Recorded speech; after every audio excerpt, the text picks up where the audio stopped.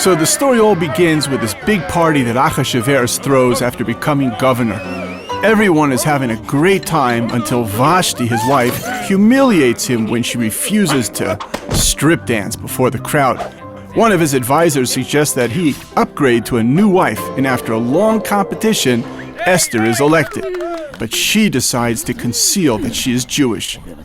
This advisor, who is actually Haman, is promoted and, as a result, starts demanding respect. Mordechai refuses to play along with Haman's megalomaniac demands, which leads Haman to come up with a final solution for all the Jews.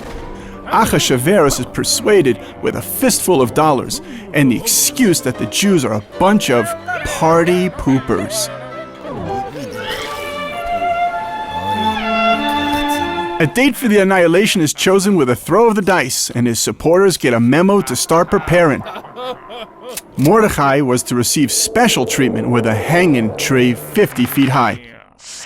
No one cared that the Jews were actually good citizens, or that Mordechai even saved the king from an attempted assassination.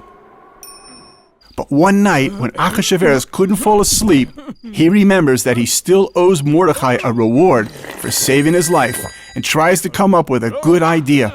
He consults with Haman, who gets him all wrong and recommends he takes a ride through town in the governor's coach. Some major miscommunication this was. In the meantime, Esther realizes that the noose is getting tighter around the Jews' necks. At a private cocktail party, she informs Achashverosh that Haman is actually trying to kill her people and that he can't keep his hands to himself. So Achashverosh decides to relocate Haman. But this is just the beginning. Mordechai gets Haman's job. The day of annihilation becomes a day of rescue. So you get the point by now, a turnover, or vinahafocho in Hebrew. Okay, Book of Esther makes a cool Western, but how the heck did it make it into the Bible? Nobody even mentioned God's name once. So actually, this story has more dimensions regarding mankind's relation with God. Haman represents mankind as the superior being in a world with absolutely no divine presence. Just like the snake in the Garden of Eden, he claims, "Ye shall be as God." It is actually quite a humanist approach, hence his name. But Haman's humanism is radical, since it rejects all external truth or authority, except for his own. That is why he is time and time again a destabilizing force in the kingdom, quickly turning into a tyrant and forcing on others his definition of the superior man.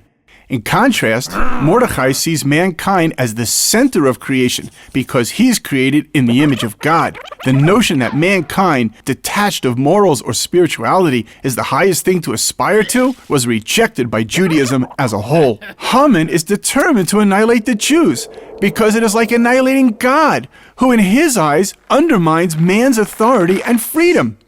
By the way, he wasn't the last person to strive for world supremacy while accusing Jews of diminishing mankind by introducing a conscience and morals. But v'nahafuchu, it all went upside down.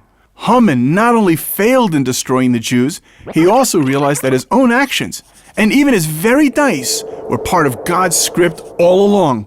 What the Megillah reveals is that even in times of darkness, when it seems like God's name cannot be found, it is only because it is hidden from our eyes.